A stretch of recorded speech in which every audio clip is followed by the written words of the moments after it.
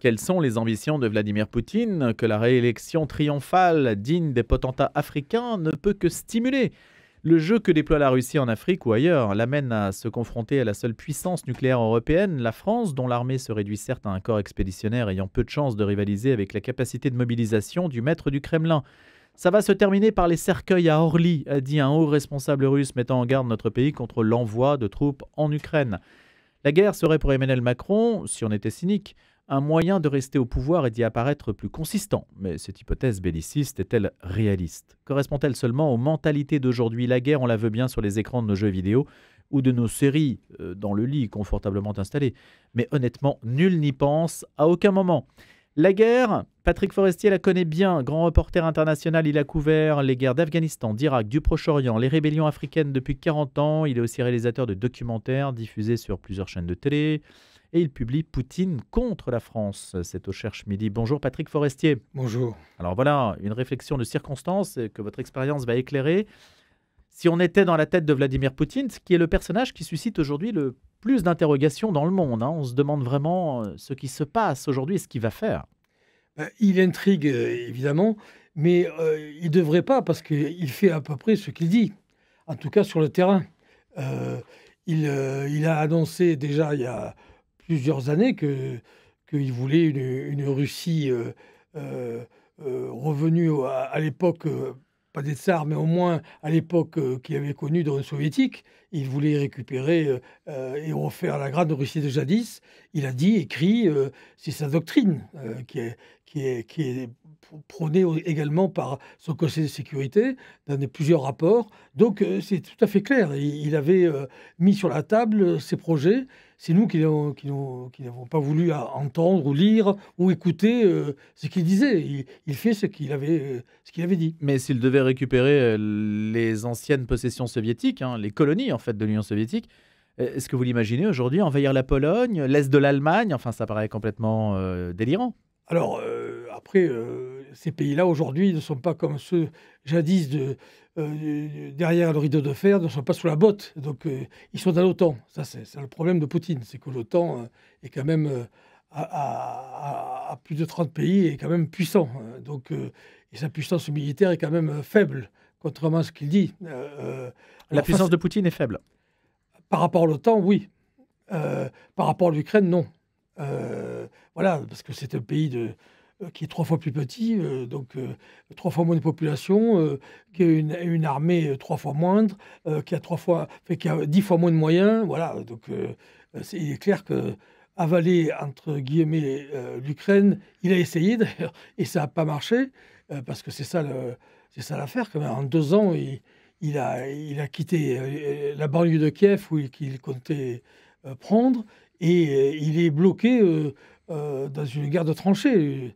Donc, on va voir maintenant, c'est l'année 2024 et quand même l'année de tous les dangers, parce qu'il va certainement essayer de tenter quelque chose lorsque l'hiver sera terminé. Donc, pendant l'été, à la fin du printemps, on risque de voir une offensive ou plusieurs offensives, des coups de butoir de l'armée russe. Alors, c'est maintenant que le reporter de guerre prépare ses bagages. C'est maintenant qu'il faut y aller. On verra à ce moment-là, oui. Et quel est l'avis d'un reporter de guerre, Patrick Forestier? J'élargis un peu la question parce que c'est une manière de vivre aussi constamment avec un peu le danger qui vous traque. Oui, alors, reporter de guerre, c'est pas non plus comme dans les films. Il y a certainement... parfois quand même. Oui, il y a du danger, faut pas le nier. Mais bon, il y a aussi un calcul du risque. Le but, c'est de ramener, reporter, c'est rapporter, donc au noble sens du terme. Donc voilà, c'est vrai que surtout avec ces guerres modernes, enfin, avec ces avions, les canons à longue portée, les missiles. Là, on est quand même assez dépourvu pour deviner où est vraiment le danger le plus fort et éviter la zone qui va être bombardée. Enfin, surtout avec Poutine, on voit qu'il bombarde des villes, il bombarde Odessa, la banlieue de Kiev, le front. Vous voyez, donc le reporter se retrouve pareil que la population, ni plus ni moins. Être une cible. Est une cible, oui. Même s'il ne bombarde pas forcément autant qu'il le pourrait quand même. Oui, alors, Aujourd'hui, l'aviation n'est pas vraiment oui, présente dans le conflit. son aviation est beaucoup, enfin beaucoup. Une quinzaine d'avions sont tombés depuis quelques semaines grâce au système solaire ukrainien. Une partie fournie par l'Occident, par les pays de l'OTAN, et qui sont des missiles solaires très performants. Donc leurs avions sont quand même, bon, ils sont assez rustiques. Ce sont des beaux avions, hein, mais ils n'ont pas toute, si vous voulez, l'informatique que les avions français comme le Rafale, par exemple, possèdent.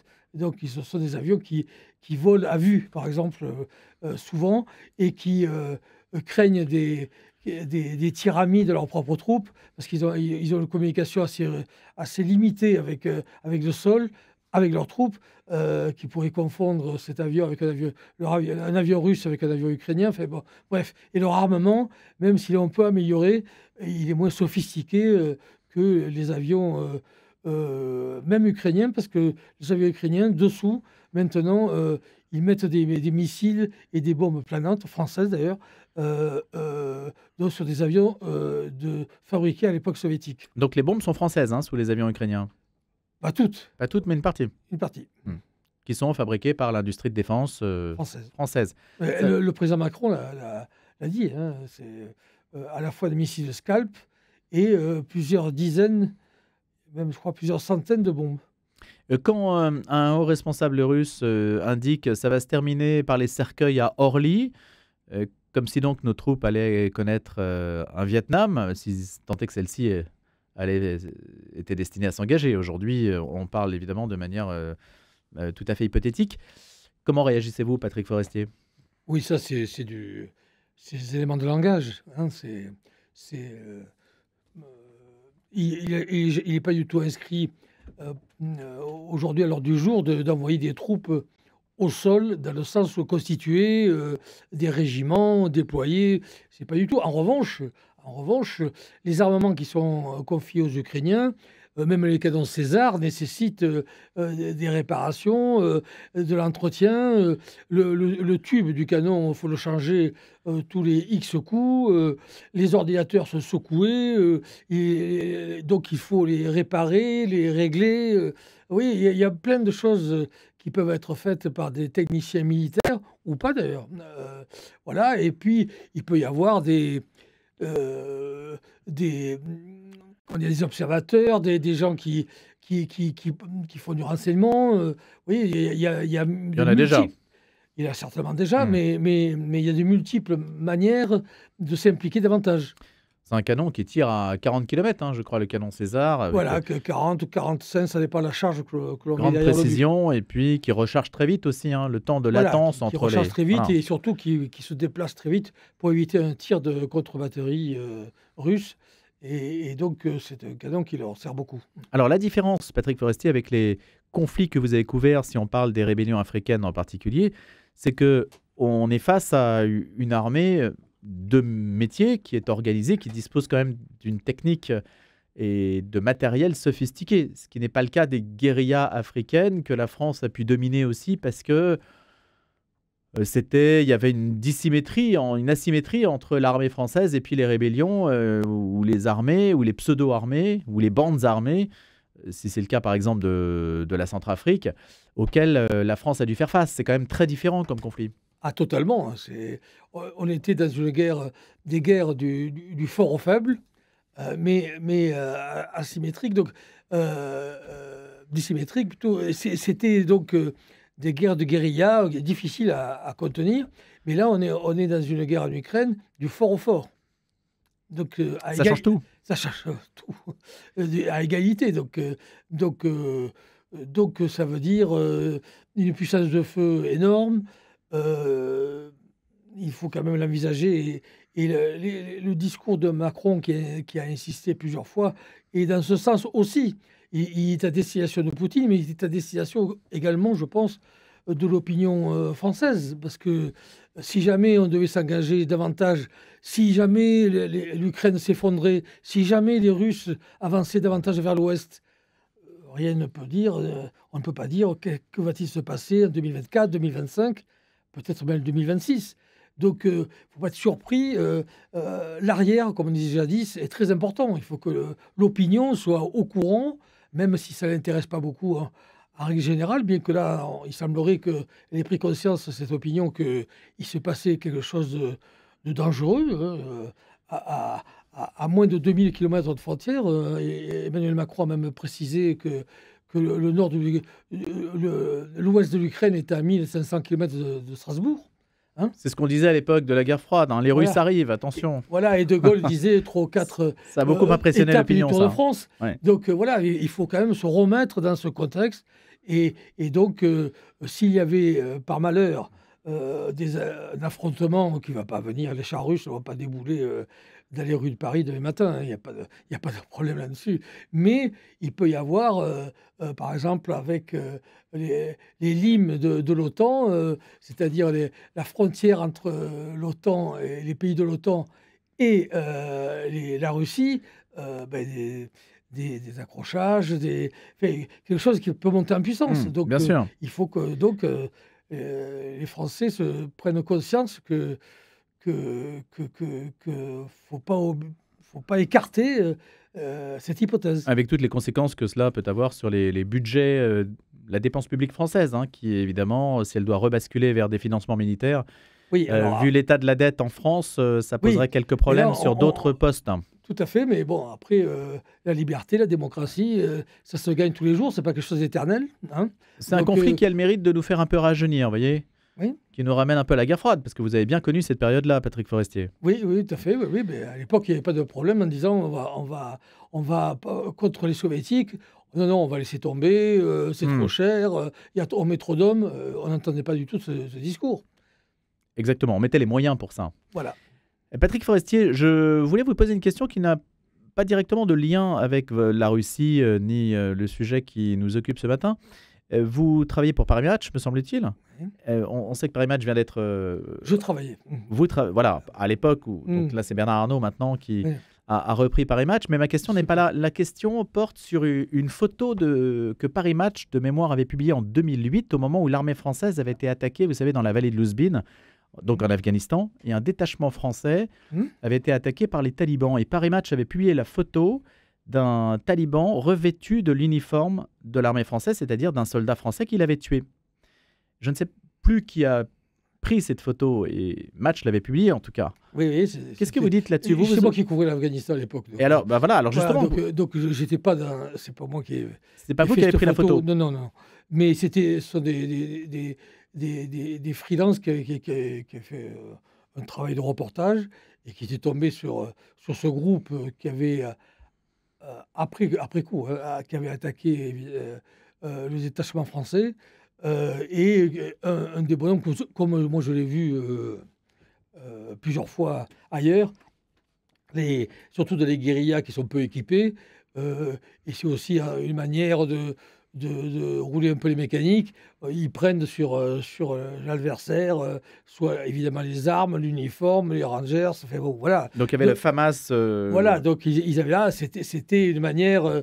ostensible. Oui, ostensible voilà. Mais ça avait provoqué un peu de polémique.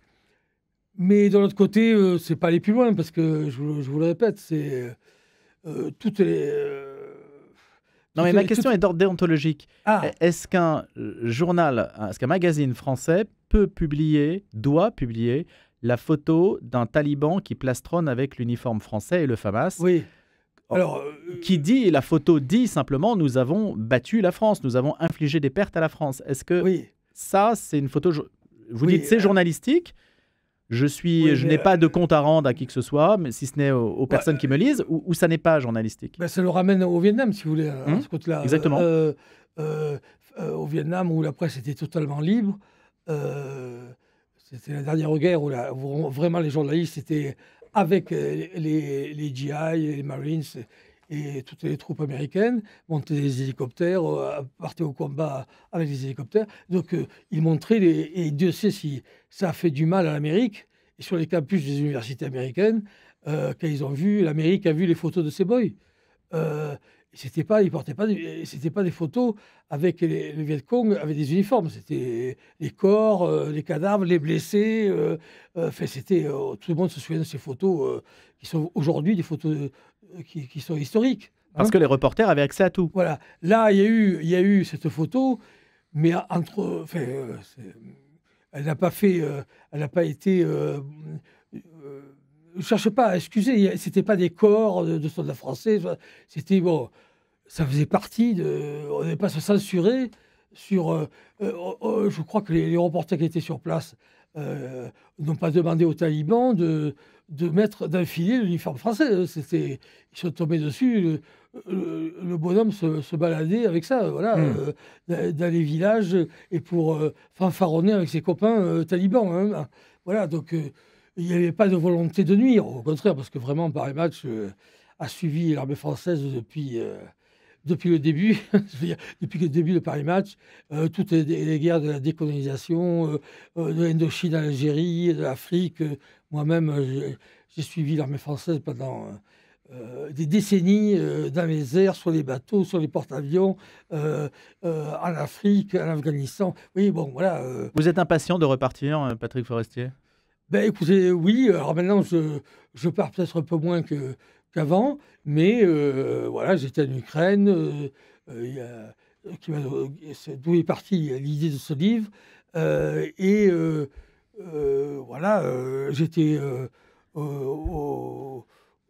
à l'Arménie il y a moins longtemps, voilà, donc je continue. C'est moins médiatisé l'Arménie, hein? Oui, c'est moins Un peu plus de mal à vendre. J'utilise le mot vendre avec des guillemets, bien sûr. Hein. Oui, ben oui, mais c'est dommage, mais c'est vrai que bon, on est dans une guerre qui est voilà, il y a une grande menace, mais il n'y a pas de guerre. Alors évidemment, dans cet ouvrage, dans cet essai qui s'appelle Poutine contre la France, vous parlez des ambitions de Vladimir Poutine. On ne va pas tout éventer ce matin. La mort de Prigojine également, vous vous attardez sur le sujet. Un petit mot là-dessus quand même, parce que ça a été un des épisodes quand même de cette histoire. C'est un peu une histoire dans l'histoire. Oui. Alors oui, Prigojine, un personnage de roman, on va dire. Complètement. Mais sauf qu'à l'arrivée, quand même, il y a des morts et beaucoup de fracas. Donc, le personnage était connu en Russie, mais les télévisions officielles ne le diffusaient pas beaucoup parce qu'il avait, passez-moi l'expression, une grande gueule. Il ne parlait pas du tout comme parle avec la langue de bois les ministres russes qui parlent comme des soviétiques. Même Poutine parle à voix basse, on l'attend en peine. Il est jamais clair, c'est toujours un peu avec des circonvolutions. Vous voyez, alors lui, c'était l'ancien tolard qui avait je résume, hein, qui avait rencontré Poutine à la mairie de Saint-Pétersbourg. Et donc, après, il avait fait des restaurants. Et Poutine lui avait donné des marchés publics, comme alimenter les soldats en nourriture, voilà, vous voyez, en transport. Et puis, il est arrivé à faire cette Wagner qui était, parce que ça a changé de nom. Comment ça s'appelle maintenant? Alors, ça s'appelle Africa Corps. Ah, c'est bon. Ça, voilà. C'est un peu étonnant. Alors, avec un C comme corps. Oui, voilà, oui, quand même. Pas avec un K, quand même. Oui. Voilà, donc, parce qu'un souvenir, je pense, un des amis, un des fondateurs de Wagner, qui était un fanatique de l'armée nazie. C'est assez... là, on voit, par exemple, que l'effet miroir que manie Poutine en permanence, en prenant les Européens de l'Ouest pour des nazis, les Allemands, les Français, les Ukrainiens n'en parlent pas. En particulier, bien sûr. N'en parlent pas, mais enfin, nous aussi, nous sommes des alliés des nazis. Enfin, ça a été dit 1000 fois à la télévision d'État à Moscou. Alors qu'eux, ils avaient vraiment des unités chez Wagner qui étaient fanats de cette époque et des unités nazies. Aujourd'hui, Patrick Forestier, il nous reste quelques minutes. Est-ce que vous pensez que l'armée française, qui a peut-être un peu plus de 15 000 hommes vraiment mobilisables, un petit peu plus quand même, mais Est-ce qu'aujourd'hui, les retours que vous avez sur les liens entre l'armée et le pouvoir incitent à penser que l'armée incite à la prudence ou appelle le gouvernement à la prudence? Qu'est-ce que vous en pensez? L'armée en général incite toujours à la prudence, toujours, quel que soit le président, quelle que soit l'époque. C'est extrêmement rare Que l'armée pousse? que l'armée pousse au crime, entre guillemets. Mhm. Si vous voulez, ils sont prêts parce qu'eux, ils savent le prix à payer, ils savent les moyens dont ils disposent et dont ils ne disposent pas. Donc, eux, ils ont vraiment le bon thermomètre. Et donc, en général, ils sont écoutés. Voilà. Donc, engager des troupes, je le répète, d'une manière solitaire, ça paraît tout à fait impensable. Ça n'a jamais été abordé d'ailleurs. C'est toujours dans le cadre de l'OTAN. Ça, c'est les pays de l'OTAN ont le devoir, ben, ils y sont, ils sont en train de reconstituer une espèce de ligne comme du temps de la guerre froide pour contrer les Russes, donc ils partent de la mer Baltique jusqu'à la mer Noire. Voilà, c'est simple, on fait la même chose. Donc l'armée française ne sera pas engagée, si jamais ça devait être le cas, mais enfin, c'est vraiment une hypothèse qui est vraiment pas d'actualité, elle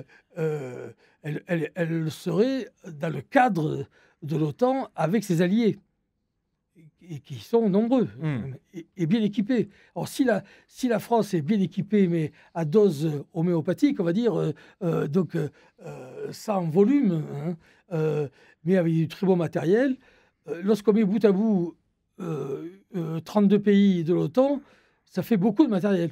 Et là, ça commence à peser.